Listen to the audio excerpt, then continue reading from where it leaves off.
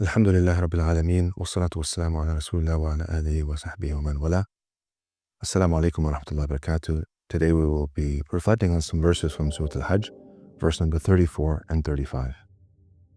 بسم الله الرحمن الرحيم ولكل أمة جعلنا منسكا ليذكروا اسم الله على ما رزقهم من بهيمة الأنعام فإلهكم إله واحد فله أسلموا وبشر المخبتين الذين إذا ذكر الله وجلت قلوبهم والصابرين على ما أصابهم والمقيم الصلاة ومما رزقناهم ينفقون. Bismillah ar-Rahman ar-Rahim. The translation of the meaning. For every community, we appointed a rite of sacrifice, so they may pronounce the name of Allah over the sacrificial animals He has provided for them. For your God is only one God, so submit yourselves to Him alone, and give good news, O Prophet, to the humble, those whose hearts tremble at the remembrance of Allah, who patiently endure whatever may befall them, and who establish prayer and donate from what we have provided for them. Allah subhanahu wa ta'ala in these few verses talks about a couple of important things. He mentions the manasik or the mansaka, and these generally mean the rites, or has three specific meanings that all three are incorporated in these verses. One is sacrifice, the rites related to pilgrimage or worship, and specifically the worship which is made obligatory, relating even to earlier ages up until now. All nations and communities were called to Allah subhanahu wa ta'ala with certain obligatory rites or worships in their own way. And aslimu, the words that is used to express submission to Allah, this is what is demanded of us and was demanded of all communities before us. If we accept and submit to the one true God, the Lord, the provider for all of us, everything that we have, we do so with humility, with humbly. And this is what verse 34, the word that's used is mukhbitin. And these are the ones who are humble, who are very submissive and Khabita actually means that if you go back to the root words, it's kind of a depressed tract of land. So it's a person who deems himself humble or down to earth is mukhbitin. And that good news is given to the mukhbitin because they're the ones who humbly submit, who perform the manasik and have certain disposition, which is also described in the following verses 35, where they have hearts that tremble at the remembrance of Allah.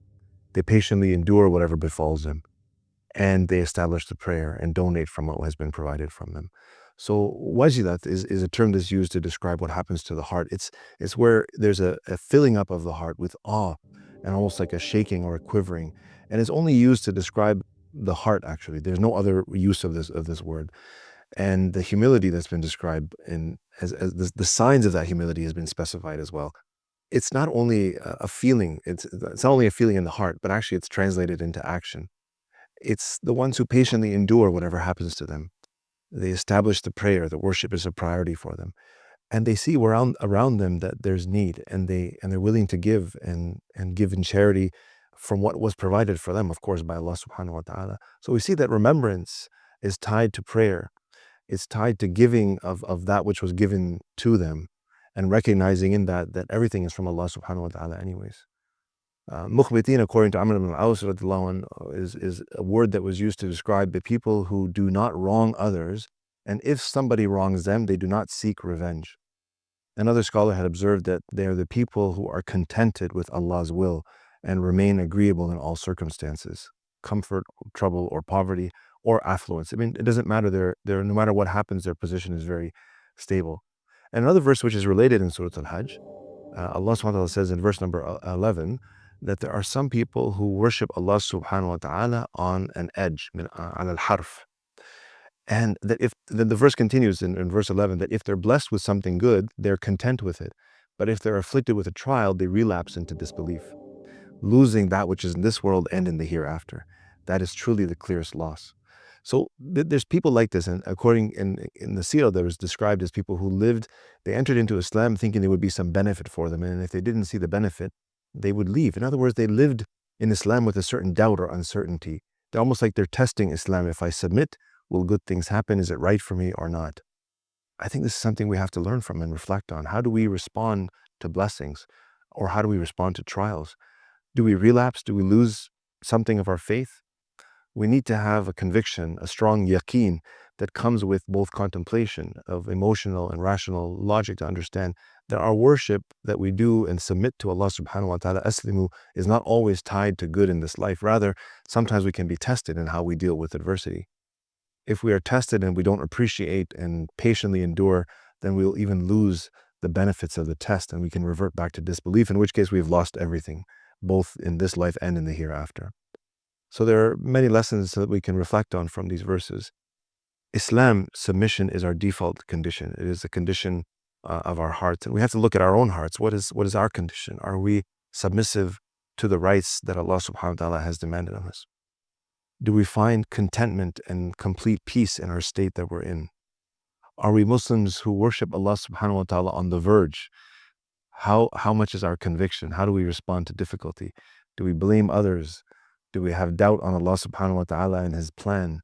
Do we think we can't handle the difficulties? Can we endure through some of the challenges that we have?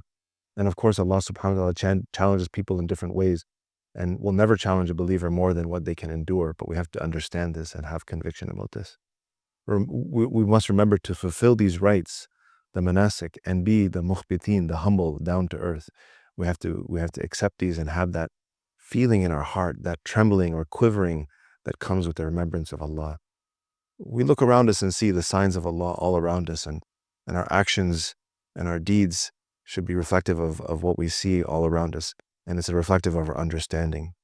We can make things better. We should try and focus our attention on the things that will improve them and benefit those around us by giving of that which Allah subhanahu wa ta'ala has given to us.